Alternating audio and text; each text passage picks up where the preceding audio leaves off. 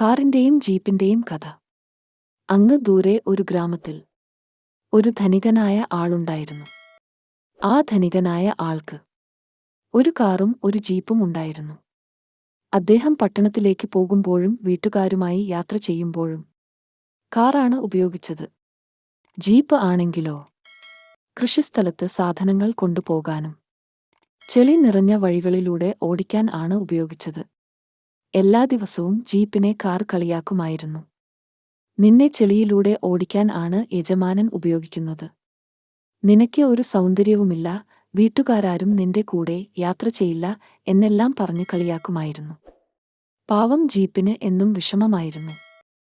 ഒരു ദിവസം യജമാനൻ കാറും എടുത്തു പോകുന്ന വഴി പെട്ടെന്ന് കാർ ചെളിയിൽ വീണുപോയി. എത്ര ശ്രമിച്ചിട്ടും കാറിന് ചെളിയിൽ നിന്നും കയറാൻ പറ്റിയില്ല. യജമാനൻ കാറിനെയും വഴക്ക് പറഞ്ഞിറങ്ങിപ്പോയി. കാറിന് ആകെ വിഷമമായി. കാർ കരയാൻ തുടങ്ങി. ഒറ്റയ്ക്ക് ആ ചെളിയിൽ കുറെ നേരം കിടന്നു.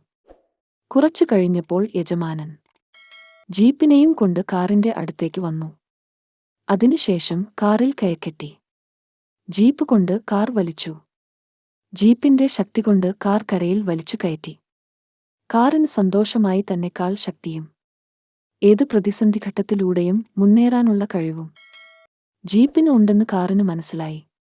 പിന്നീട് ഒരിക്കലും കാർ ജീപ്പിനെ കളിയാക്കിയിട്ടില്ല. ഇതിലൂടെ എന്ത് നാം മനസ്സിലാക്കണം?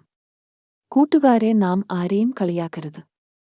മറ്റുള്ളവർക്ക് ഒരുപാട് കഴിവുകൾ ഉണ്ടാകും. എല്ലാ കൂട്ടുകാർക്കും കഥ ഇഷ്ടപ്പെട്ടു എന്ന് വിചാരിക്കുന്നു. കൂട്ടുകാരെല്ലാം താഴെ കാണുന്ന സബ്സ്ക്രൈബ് ചെയ്യണേ.